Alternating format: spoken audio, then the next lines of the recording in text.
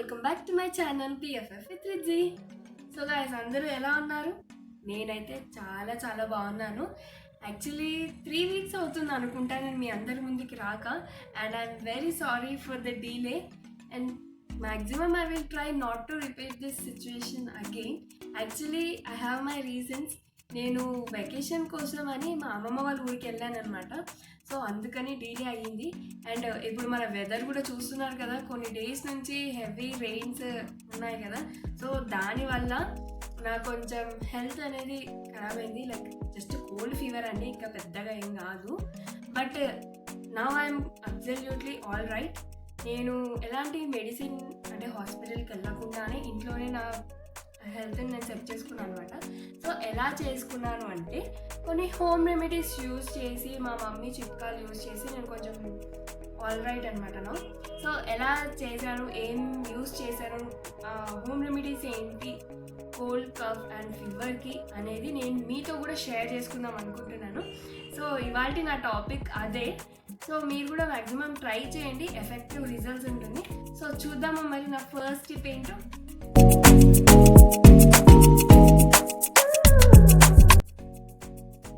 So tip number 1, ఇది చాలా simple tip అండి. దీనికి మీరు పెద్దగా కష్టపడాల్సిన అవసరం ఏం లేదు. మనకు కూడా ఓన్లీ 3 ఇంగ్రీడియంట్స్ ఉంటాయి చాలు. అయితే కొంతమందికి చాలా డేస్ నుంచి జలుబు అనేది బాగా కంటిన్యూ అవుతూ వస్తుంటుంది. అండ్ అంతేకాకుండా కఫం అనేది లోపల బాగా జమ అయిపోయి వాళ్ళు బాగా ఇబ్బంది పడుతుంటారు. సో అలాంటి వాళ్ళు ఏం చేయాలి అంటే తమలపాకు, తులసాకు అండ్ మిరియాలు ఉంటుంది కదా, ఈ 3 ఇంగ్రీడియంట్స్ని డైరెక్ట్ కొద్దిగా అమౌంట్లో, మరీ ఎక్కువ ఏం కాదు, ఒక ½ లీఫ్ అట్లా తీసుకొని డైరెక్ట్గా వాళ్ళు ఇంటేక్ చేసినట్టయితే, అంటే డైరెక్ట్గా నమ్ముకొని తినేసినట్టయితే ఎప్పటి నుంచో జమైన కఫం కానీ జలుబు కానీ అండ్ దగ్గు కూడా మీకు ఈజీగా క్యూర్ అవుతుంది అనమాట. యాక్చువల్లీ తమలపాకు ఏంటి అంటే వేడిని క్రియేట్ చేస్తుంది మన బాడీలో. సో ఆ వేడి మన లోపల ఉన్న కఫాన్ని కరిగించడంలో యూజ్ అవుతుంది.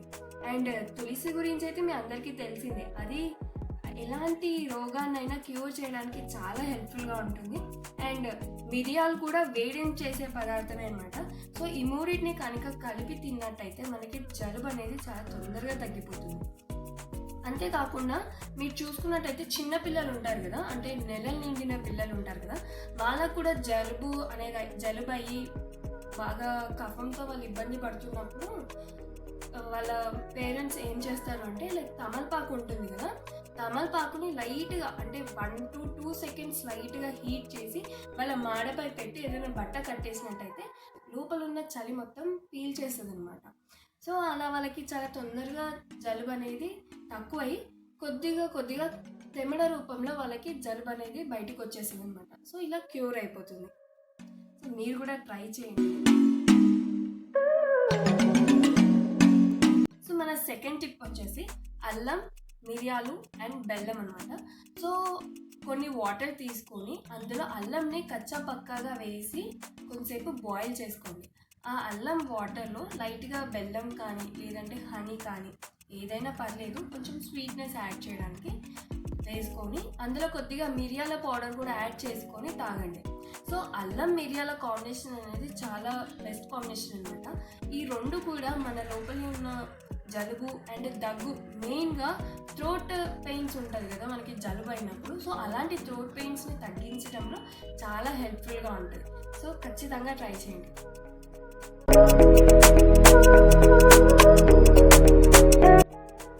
అండ్ నెక్స్ట్ మన థర్డ్ టిప్ వచ్చేసి, దీనికి జస్ట్ మనకి 4 ఇంగ్రీడియంట్స్ కావాలి.